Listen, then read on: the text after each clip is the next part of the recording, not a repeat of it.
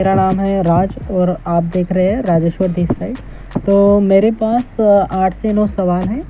तो मेरे पास पहला सवाल है कि एडमिशन के लिए जाना है या नहीं, मतलब फिज़िकल वेरिफिकेशन के लिए। तो दूसरा है गैप सर्टिफिकेट कैसे बनवाए, डीडी और चेक, कैप राउंड 2 कब स्टार्ट होगा, और बेटरमेंट के बाद कैप 2 को कॉलेज अलॉट नहीं हुआ तो क्या, वैलिडिटी सर्टिफिकेट नहीं है। और सवाल है कि जिनको कॉलेज मिला है तो वो कॉलेज कब स्टार्ट होगा। और एक सवाल है कि स्टेटस रिटेंशन फॉर्म भरा है बट कैंसिल करना है एडमिशन, तो क्या करें।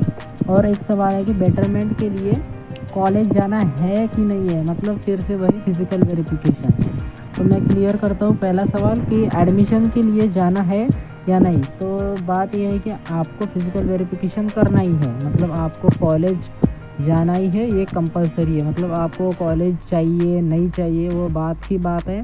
फिर आप उसको बेटरमेंट करिए, कॉलेज अच्छा है तो फिर आप उसमें स्टेटस रिटेंशन दे दीजिए। बट आखिरी एंड में तो यही है कि आपको कॉलेज जाना ही है कैप राउंड 2 के लिए।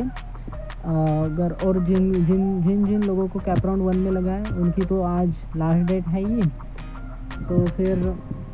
तो दूसरा सवाल है कि गैप सर्टिफिकेट कैसे बनना है। तो गैप सर्टिफिकेट जिनका भी एक ईयर का ड्रॉप वगैरह होगा तो उनको गैप सर्टिफिकेट अपने तहसील में जाके बनाना होगा अपने, तो नहीं तो फिर कैफ़े में भी बन सकता है। तो वहाँ पे आपको फिर स्टैम्प वगैरह लगेगा, 100 का स्टैम्प पेपर भी लगता है इसके लिए। तो आप गैप सर्टिफिकेट यानी एफिडेविट आप बनवा सकते हो, बहुत बड़ी बात नहीं है। ओके, तो डीडी और चेक की बात करते हैं। तो डीडी एंड चेक तो आपको बैंक में जाके बनवाना होता है। तो बहुत बारी क्या होता है कि कॉलेज वाले आपको चेक भी देते हैं, मतलब कि अगर आपके पास टाइम नहीं है डीडी निकालने का तो आप डायरेक्ट भी कैश लेके जा सकते हैं या फिर आप फ़ोन पे उनको कर सकते हैं, वो अपना चेक बहुत बारी दे देते हैं। तो कॉलेज वालों को आप बात करिए उनसे, तभी काम होगा आपका। तो फिर चौथा सवाल है कि कैप राउंड 2 कब स्टार्ट होगा। तो भाई कैप राउंड 1 की प्रोसेस जैसे ही ख़त्म होगी तो कैप राउंड 2 स्टार्ट होगा, है ना। तो कैप राउंड 2 लगभग 15 तारीख से स्टार्ट होगा, है ना। प्रेफरेंस पेयरिंग और उसकी भी प्रोसेस लगभग 8-9 दिन तो चलेगी। ओके, तो पांचवा सवाल है कि बेटरमेंट के बाद कैप राउंड 2 को कॉलेज अलॉट नहीं हुआ तो क्या।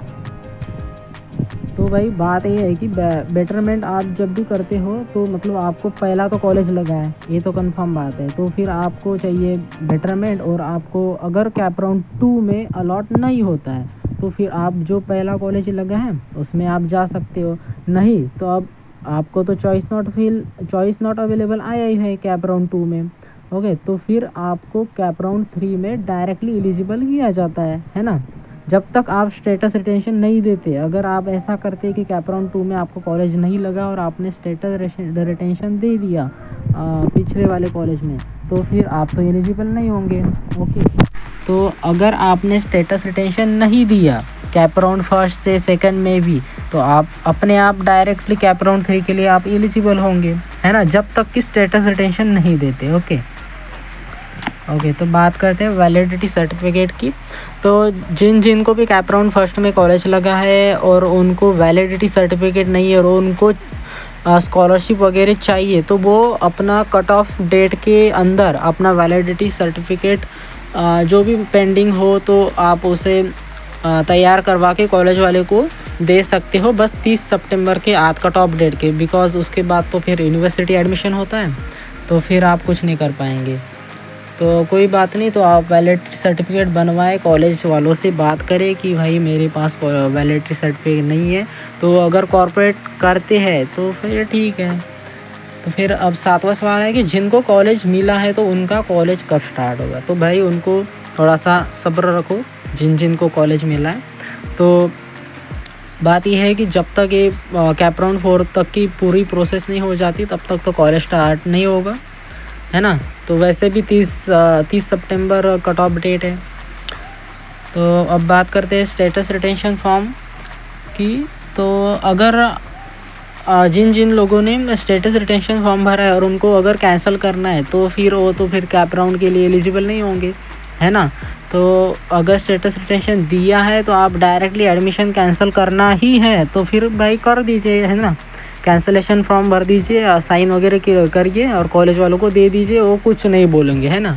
बस 30 सितंबर के आपको अंदर सब कुछ करना है, नहीं तो फिर आपको तो पता ही है 1.5 लाख रुपये फ़ी है कैंसलेशन की। बट अभी नहीं है, 30 सितंबर तक, मतलब जब तक कट ऑफ डेट है आप सेफ़ हो, आप एडमिशन कैंसिल कर सकते हो। और हाँ, अभी अगर आप एडमिशन कैंसिल भी करते हो तो आपको कैप राउंड तो नहीं लेकिन इंस्टीट्यूशन राउंड ज़रूर आपको कॉलेज उसमें मिल सकता है। ओके, तो बेटरमेंट के लिए कॉलेज जाना ही है या नहीं, तो बेटरमेंट के लिए तो आपको कॉलेज जाना ही है, मैंने पहले भी क्लियर किया है। तो बिकॉज़ बेटरमेंट के लिए तो फिज़िकल वेरिफिकेशन करनी है, वहाँ पे जाके आपको उनकी फ़ीस वगैरह पे करनी है, उसके बाद ही आपको फिर कैप राउंड 2 के लिए एलिजिबल करना है। और जिन जिन लोगों को चॉइस नॉट अवेलेबल है कैप राउंड फर्स्ट में, तो वो तो सेफ़ ही है, उनको तो कहीं पे जाने की ज़रूरत है नहीं। जिनको कॉलेज अलॉट नहीं हुआ है फर्स्ट राउंड में, उनकी बात कर रहा हूँ मैं, बिकॉज़ उनको तो कॉलेज लगा ही नहीं, तो वो तो डायरेक्टली एलिजिबल है कैप राउंड 2 के लिए। तो वो डायरेक्टली अपना फ्रेश प्रेफरेंस भर के फिर अपना कॉलेज अलॉट कर सकते हैं कैप राउंड 2 के लिए। तो अच्छे से प्रेफरेंस डालें। अगर आपको कोई सपोर्ट भी चाहिए तो मैं करने के लिए तैयार हूँ, आप मुझे बस ईमेल करिए, फ्री काउंसलिंग कर दूंगा मैं आपके लिए, बस कमेंट करिए और ईमेल करिए। ओके, तो वैसे मैं वीडियो तो बनाता नहीं हूँ, मुझे कोई इसका ज़्यादा मतलब टैलेंटेड नहीं है मेरे पास वीडियो बनाने का, बस मेरे पास इंफॉर्मेशन है, मैं आपके साथ शेयर कर रहा हूँ।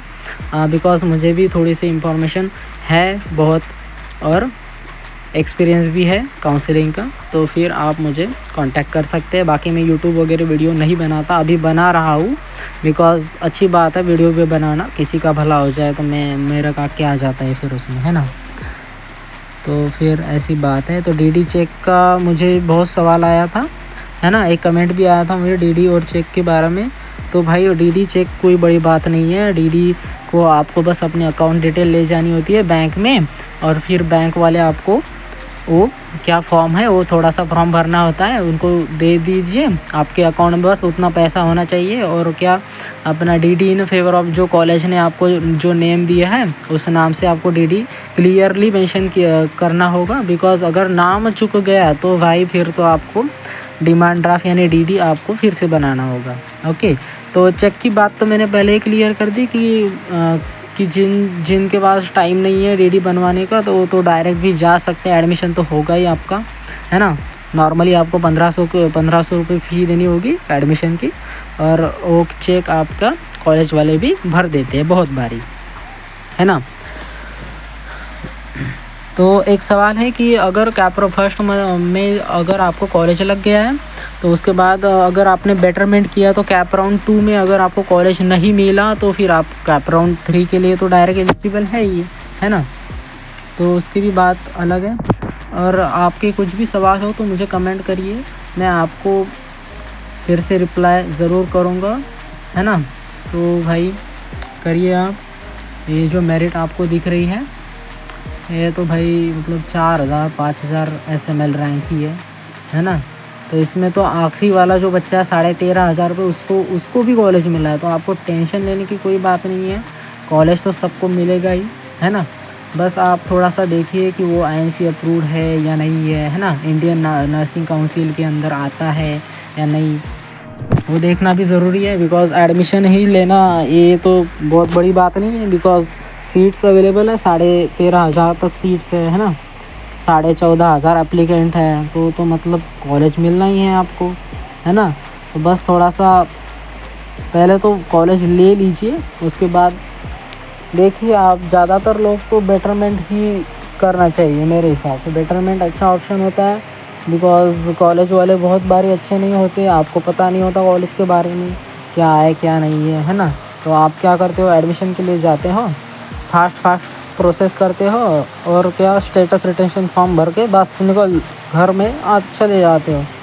तो ये अच्छी बात नहीं है, आपको देखना चाहिए कॉलेज कैसा है, टीचर्स कैसे हैं, स्टाफ कैसे है, हॉस्पिटल है या नहीं है ना, उनका हॉस्पिटल भी तो होना चाहिए अच्छा सा।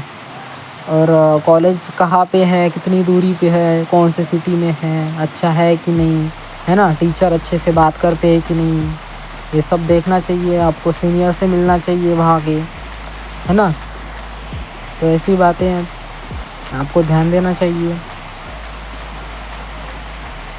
और कोई इन्फॉर्मेशन चाहिए तो मुझे आप कांटेक्ट तो कर ही सकते हो, है ना।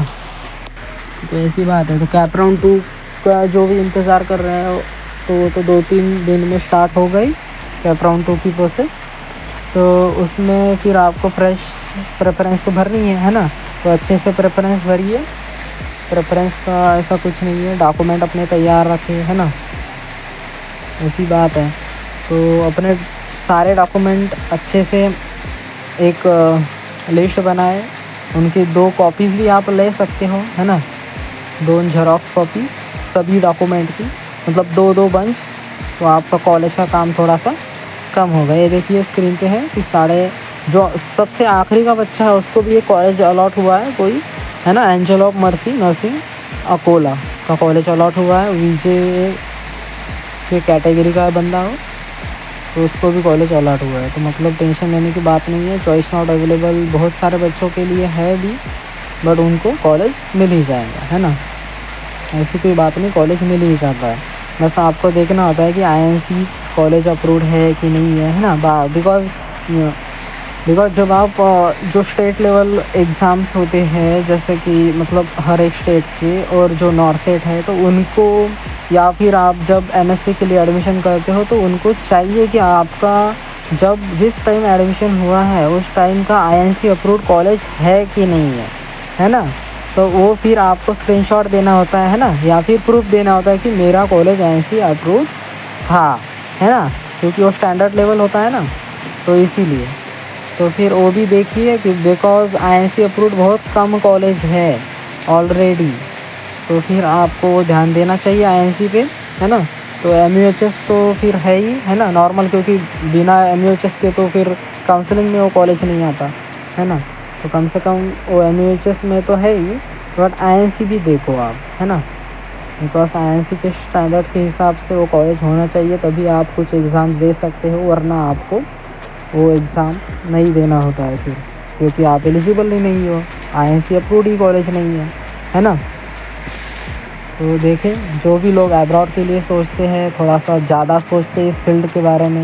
मैंने बहुत बारी देखा है कि बच्चे इस फील्ड के बारे में ज़्यादा सोचते तो है नहीं है, बट सोचना चाहिए आपको। अगर आप एडमिशन ले रहे हो तो इसके बारे में आपको पता होना चाहिए। जो भी सवाल हो कुछ मुझे पूछ सकते हो आप। And this is the signing off Rajeshwar this side. Thank you for watching this and comment below. Thanks for watching.